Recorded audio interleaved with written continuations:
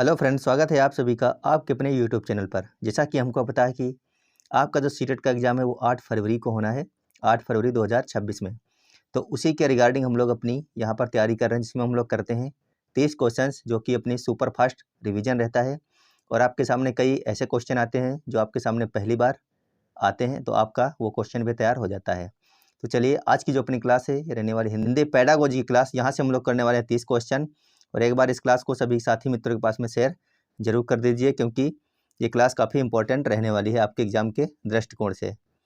तो आपके सामने जो क्वेश्चन नंबर 1 है, इसको पढ़िए और इसका आंसर सभी लोग कीजिए एक बार। क्वेश्चन लिखा है, उच्च प्राथमिक कक्षा में हिंदी पढ़ाते समय, उच्च प्राथमिक का मतलब आप लोग समझ रहे होंगे, 6 से लेकर के 8 तक की जो कक्षाएं होती हैं उनको बोला जाता है उच्च प्राथमिक, और 1 से जो 5 तक की होती है उनको बोलते हैं प्राथमिक। तो ये चीज़ पहले आप लोग क्लियर कर लीजिए। तो यहाँ पर बात हो रही है उच्च प्राथमिक यानी कि सेकंड पेपर की। क्वेश्चन है, उच्च प्राथमिक कक्षा में हिंदी पढ़ाते समय यदि शिक्षक केवल पाठ्य पुस्तक के प्रश्न उत्तर पर केंद्रित रहता है और भाषा के प्रयोग के अवसर नहीं देता, तो ऐसी स्थिति में छात्रों में कौन सी भाषिक क्षमता का विकास सबसे अधिक बाधित होगा? इस प्रश्न का उत्तर भाषा अधिगम के उद्देश्यों के संदर्भ में दीजिए। तो यहाँ पर पहला ऑप्शन है व्याकरणिक शुद्धता, जबकि दूसरा ऑप्शन है संप्रेषणात्मक दक्षता, जबकि तीसरा ऑप्शन है स्मरण शक्ति, जबकि चौथा ऑप्शन है अनुलेखन क्षमता। क्वेश्चन तो बड़ा है, लेकिन इसका आंसर बहुत ही छोटा और सटीक है। और इसमें हम लोग ये जो क्लास है आपकी, इसमें हम लोग पेपर फर्स्ट और सेकंड दोनों ही प्रकार के क्वेश्चन करने वाले हैं। तो लगातार बने रहिएगा, इंपॉर्टेंट क्वेश्चनों की ये क्लास है और यही क्वेश्चन आपके एग्जाम में डिट्टो देखने को मिल सकते हैं। भाषा भले ही थोड़ी बहुत चेंज हो, लेकिन क्वेश्चन का लेवल यही रहने वाला है। तो क्वेश्चन नंबर 1 के लिए अगर आप लोगों ने ऑप्शन नंबर बी किया तो आपका बिल्कुल सही हो जाएगा। क्या हो जाएगा? संप्रेषणात्मक दक्षता। जितने भी लोगों ने ऑप्शन नंबर बी कर लिया उनका सबका बिल्कुल सही हो जाएगा। चलते हैं अगले क्वेश्चन पर। क्वेश्चन नंबर 2 है आपका, कक्षा 7 में कविता पढ़ाते समय यदि शिक्षक भाव कल्पना और अनुभव की चर्चा के बजाय केवल शब्दार्थ और प्रश्नोत्तर तक सीमित रहता है, तो यह साहित्य शिक्षण के किस उद्देश्य के विरुद्ध जाता है? अपने उत्तर का आधार हिंदी पेडागोजी के सिद्धांत पर रखिए। इस प्रकार के क्वेश्चन अब आपके एग्जाम में देखने को मिलते हैं। तो फटाफट आप लोग आंसर कीजिएगा, 10 सेकंड का टाइम है आपके पास में। पहला यहाँ पर ऑप्शन दिया गया है, यहाँ पर पहला ऑप्शन है परीक्षा उन्मुखता, जबकि दूसरा ऑप्शन है भाषिक शुद्धता, तीसरा ऑप्शन है सौंदर्य बोध का विकास, चौथा ऑप्शन है पाठ्यक्रम पूर्णता। तो आपको बताना है इनमें से कौन सा आंसर हो जाएगा क्वेश्चन नंबर 2 के लिए। उम्मीद है आप लोगों ने आंसर कर लिया होगा। क्वेश्चन बड़ा था, लेकिन आंसर क्या है गैस? आंसर इसका हो जाएगा सौंदर्य बोध का विकास, यानी ऑप्शन नंबर सी हम कह सकते हैं, आप लोग बिल्कुल सही हो जाएगा। चलते हैं अगले क्वेश्चन पर। क्वेश्चन है, बहुभाषी कक्षा में यदि छात्र अपनी मातृभाषा के प्रभाव में हिंदी बोलते हैं और शिक्षक तुरंत उन्हें टोककर गलत हिंदी कह देता है, तो यह भाषा अधिगम की किस अवधारणा के विपरीत माना जाएगा? तो आप लोगों को आंसर करना है कि आप एक बहुभाषी कक्षा में खड़े हैं, यदि छात्र अपनी मातृभाषा प्रभाव में हिंदी बोलते हैं और शिक्षक यानी कि आप उन्हें तुरंत टोककर कहते हैं नहीं नहीं ये शब्द कैसा है, गलत है, तो यह भाषा अधिगम के किस अवधारणा के विपरीत माना जाएगा? पहला यहाँ पर ऑप्शन दिया गया है अनुशासन आधारित शिक्षण, जबकि दूसरा ऑप्शन है व्यवहारवादी शिक्षण, तीसरा ऑप्शन है रचनावादी दृष्टिकोण, चौथा ऑप्शन है अभ्यास सिद्धांत। तो आज के जो क्वेश्चन है वो थोड़े से हार्ड हैं और यही क्वेश्चन आपके एग्जाम में बनेंगे। तो इसका जो सही आंसर हो जाएगा वो आपका हो जाएगा रचनावादी दृष्टिकोण। क्या माना जाएगा? रचनावादी दृष्टिकोण। यहाँ पर आपका ऑप्शन नंबर सी बिल्कुल सही होने वाला है। चलते हैं अगले क्वेश्चन पर। अगला क्वेश्चन बहुत ही अच्छा है, इसको पढ़िए और इसका आंसर कीजिए एक बार। ये क्वेश्चन बहुत बार आपके एग्जाम में अब तक बना हुआ क्वेश्चन है और उम्मीद है आप लोग सही आंसर कर पाएंगे इसका।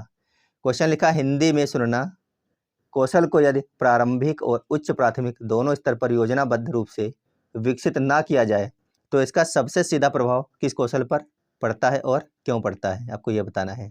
पहला ऑप्शन है केवल लेखन पर पड़ेगा, दूसरा ऑप्शन है बोलना और पढ़ना दोनों पर पड़ेगा, तीसरा ऑप्शन है व्याकरण पर पड़ेगा, चौथा ऑप्शन है स्मृति पर पड़ेगा।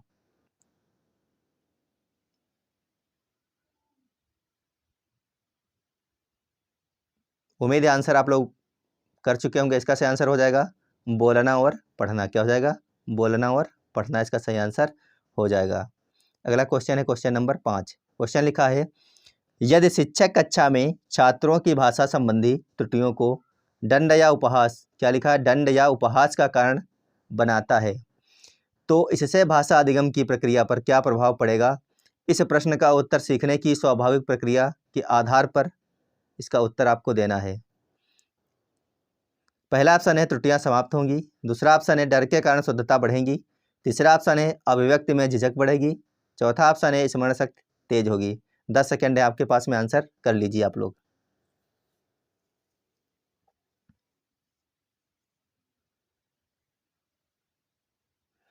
तो इसका जो सही आंसर हो जाएगा वो हो जाएगा अभिव्यक्ति में झिझक बढ़ेगी। बच्चा किसी भी चीज़ को आपके सामने कहने से डरेगा या झिझकेगा, यानी ऑप्शन नंबर सी यहाँ पर बिल्कुल सही आपका हो जाएगा। अगला क्वेश्चन है क्वेश्चन नंबर 6, इसको पढ़िए और आंसर कीजिए एक बार। क्वेश्चन लिखा है व्याकरण को अलग विषय की तरह पढ़ाने के बजाय पाठ और संदर्भ के माध्यम से पढ़ाने को क्यों उचित माना जाता है? यह प्रश्न हिंदी भाषा शिक्षण के आधुनिक दृष्टिकोण से संबंधित है। पहला ऑप्शन है समय बचाने के लिए, दूसरा ऑप्शन है नियम याद कराने के लिए, तीसरा ऑप्शन है भाषा प्रयोग को अर्थपूर्ण बनाने के लिए, चौथा ऑप्शन है परीक्षा में अंक बढ़ाने के लिए। आंसर कर लीजिए एक बार, क्या इसका आंसर हो जाएगा? तो इसका सही आंसर हो जाएगा ऑप्शन नंबर सी, भाषा प्रयोग को अर्थपूर्ण बनाने के लिए। क्या हो जाएगा? भाषा के प्रयोग को अर्थपूर्ण बनाने के लिए। चलते हैं अगले क्वेश्चन पर। अगला क्वेश्चन है पूर्व पठन गतिविधियां यानी कि प्री रीडिंग एक्टिविटीज यदि किसी पाठ से पहले ना कराई जाएं तो छात्रों की समझ किस स्तर पर सबसे अधिक प्रभावित होती है? उत्तर पृष्ठभूमि ज्ञान की भूमिका के संदर्भ में आपको देना है। यहाँ पे जो पहला ऑप्शन है वो है शब्द पहचान, दूसरा ऑप्शन है यांत्रिक पठन, तीसरा ऑप्शन है अर्थ ग्रहण, जबकि चौथा ऑप्शन है लिखावट। तो बताइए इन चारों में से कौन सा ऑप्शन क्वेश्चन नंबर 7 के लिए सही हो जाएगा?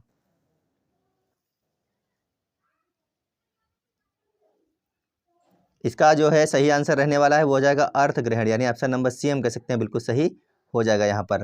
अगला क्वेश्चन है क्वेश्चन नंबर 8, इसको पढ़िए और आंसर कीजिए। क्वेश्चन लिखा है रचनात्मक लेखन में यदि शिक्षक पहले से तय ढांचा और विषय थोप देता है तो इससे छात्रों की किस क्षमता का विकास सीमित हो जाता है? अनुशासन, कल्पनाशीलता, व्याकरण या फिर स्मरण? इसका आंसर करते हुए एक बार क्लास को सभी लोग शेयर कर दीजिए। वीडियो अच्छा लगा तो वीडियो को लाइक कीजिए। इसका सही आंसर हो जाएगा ऑप्शन नंबर बी, कल्पनाशीलता। क्या हो जाएगा? कल्पनाशीलता। अगला क्वेश्चन है मौन पठन यानी कि साइलेंट रीडिंग को जोर से पढ़ने की तुलना में उच्च कक्षाओं में अधिक उपयोगी क्यों माना जाता है? उत्तर पठन के उद्देश्य के आधार पर आपको देना है। पहला ऑप्शन है गति बढ़ाने के लिए, दूसरा ऑप्शन है उच्चारण सुधारने के लिए, तीसरा ऑप्शन है आत्मनियंत्रण के लिए, जबकि चौथा ऑप्शन है अर्थ और समझ विकसित करने के लिए।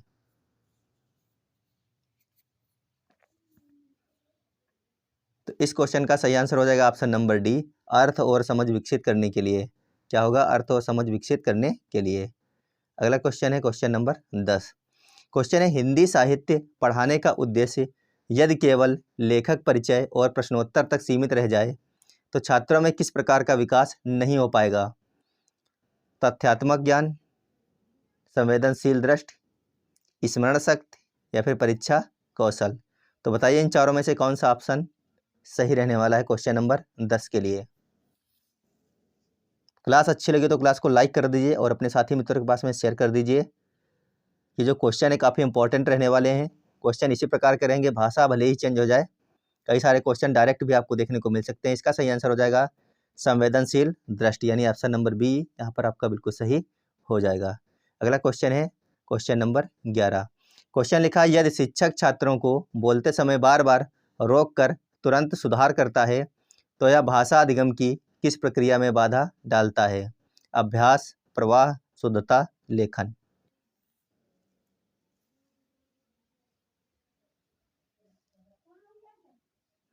तो इसका सही आंसर हो जाएगा प्रवाह। कोई छात्र अगर कुछ बोल रहा है और आप उसको बार बार टोक रहे हैं तो उसका प्रवाह क्या होगा? रुकावट बनेगी उसके प्रवाह में, और वो हो सकता है कि आगे जो कुछ बोलने वाला है आपको कुछ बताने वाला है ना बता पाए। अगला क्वेश्चन है क्वेश्चन नंबर 12। क्वेश्चन लिखा है परियोजना कार्य को हिंदी भाषा शिक्षण में शामिल करने का मुख्य उद्देश्य क्या है, विशेषकर उच्च प्राथमिक स्तर पर? पहला ऑप्शन है अंक बढ़ाना, दूसरा ऑप्शन है पाठ्यक्रम पूरा करना, तीसरा ऑप्शन है अनुभव आधारित अधिगम, जबकि चौथा ऑप्शन है अनुशासन। तो परियोजना कार्य को हिंदी भाषा शिक्षण में शामिल करने का मुख्य उद्देश्य आपसे पूछा गया है कक्षा 6 से 8 के लेवल में।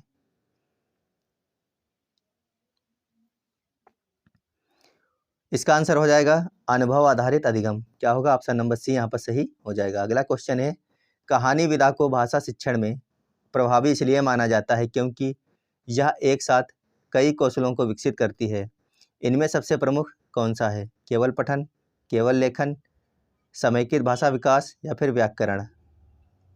तो काफ़ी इंपॉर्टेंट क्वेश्चन है सारे के सारे। उम्मीद है आप लोगों के काफ़ी सारे क्वेश्चन सही भी हो रहे होंगे और काफ़ी सारे गलत भी हो रहे होंगे। इसका सही आंसर हो जाएगा ऑप्शन नंबर सी, समेकित भाषा विकास। क्या हो जाएगा? समेकित भाषा विकास। अगला क्वेश्चन है, यदि शिक्षक वीडियो ऑडियो चित्र, क्या लिखा है? ICT, यानी कि वीडियो ऑडियो चित्र का प्रयोग सोच समझ कर करता है तो इससे भाषा अधिगम में क्या लाभ होता है?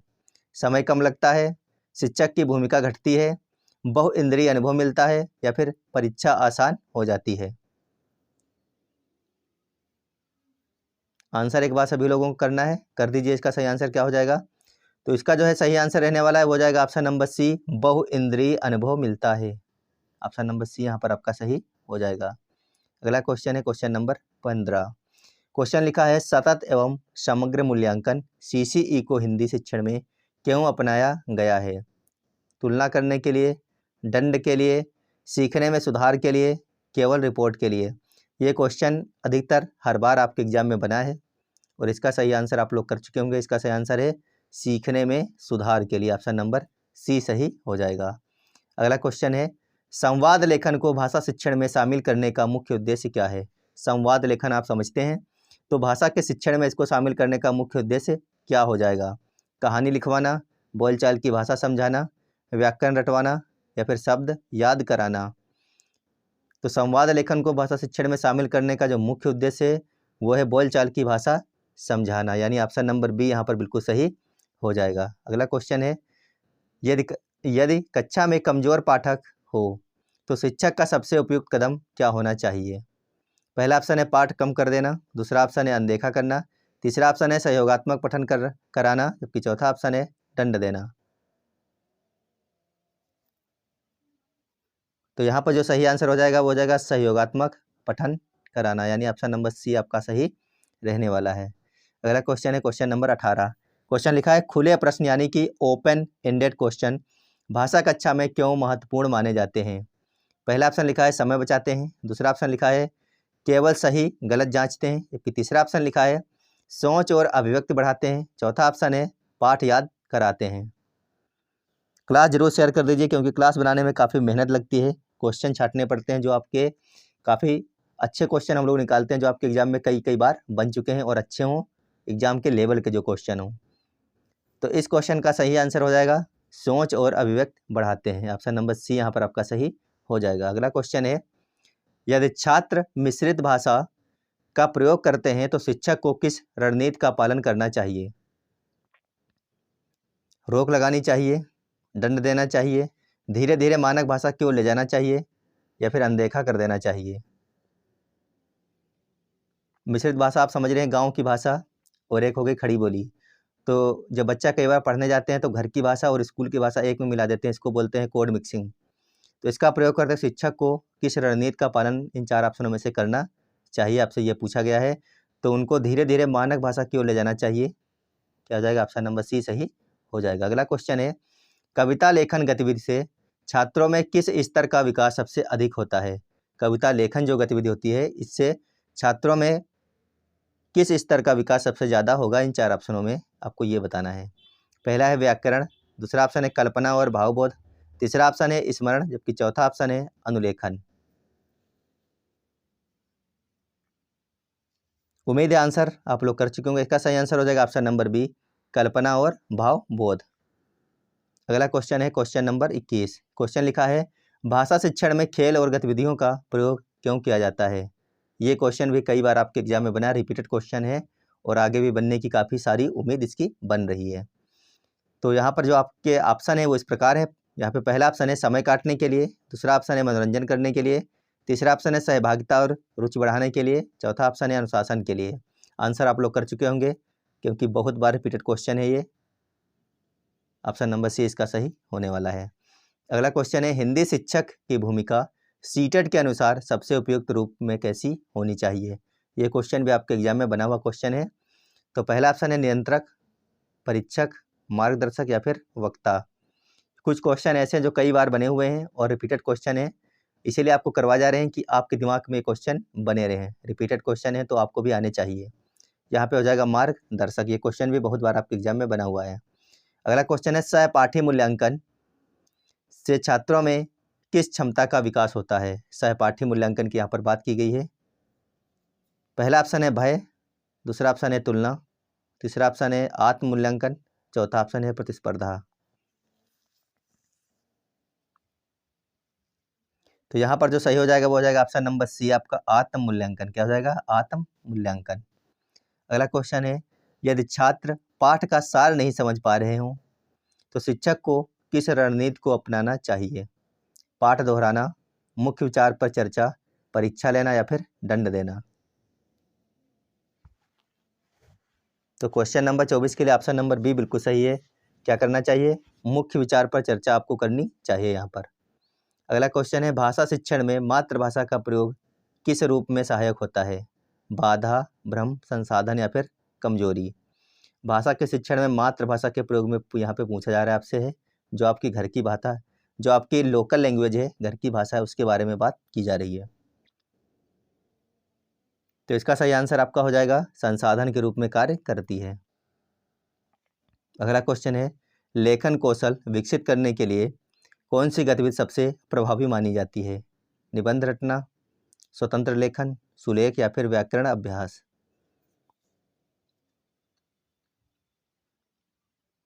तो इसका सही आंसर हो जाएगा स्वतंत्र लेखन। क्या हो जाएगा?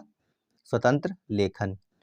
अगला क्वेश्चन है, यदि छात्र पाठ पढ़ने में रुचि नहीं ले रहे हों तो शिक्षक को क्या करना चाहिए। डांटना चाहिए, पाठ छोड़ देना चाहिए, पाठ को जीवन से जोड़ना या फिर गृह कार्य बढ़ा देना चाहिए।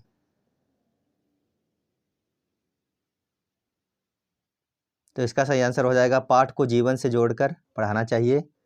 तो जिससे क्या होगा, छात्र के अंदर रुचि बढ़ेगी उस पाठ को पढ़ने में।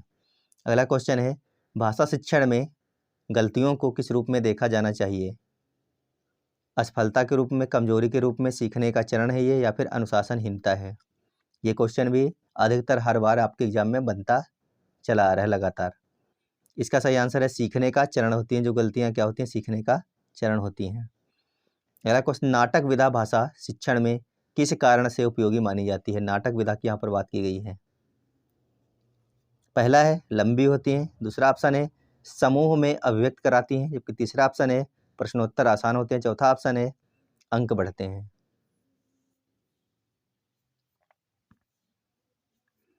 तो यहाँ पर हो जाएगा समूह में अभिव्यक्त कराती हैं। ऑप्शन नंबर बी सही हो जाएगा। अगला और अंतिम क्वेश्चन है, हिंदी पेडागोजी का अंतिम उद्देश्य क्या माना जाता है। परीक्षा में सफलता दिलाना, शुद्धता, सार्थक भाषा का प्रयोग या फिर पाठ्यक्रम पूर्णता। आपको पता भी होना चाहिए हिंदी पेडागोजी का अंतिम उद्देश्य क्या है, यानी कि उद्देश्य क्या होता है हिंदी पेडागोजी पढ़ाने का बच्चों को। तो इसका मतलब होता है सार्थक भाषा प्रयोग। क्या होगा? सार्थक भाषा का प्रयोग। उम्मीद है आपके 30 में से 25 तक क्वेश्चन तो अच्छे यानी कि सही जरूर निकले होंगे, क्योंकि क्वेश्चन अच्छे थे, थोड़े से हार्ड भी थे। तो 30 में 30 तो शायद किसी के ही हो पाए हो सही। मिलेंगे आपको अगली क्लास में। जब तक आप लोग पढ़ते रहिएगा, स्वस्थ रहिएगा, मस्त रहिएगा। धन्यवाद, बाय बाय।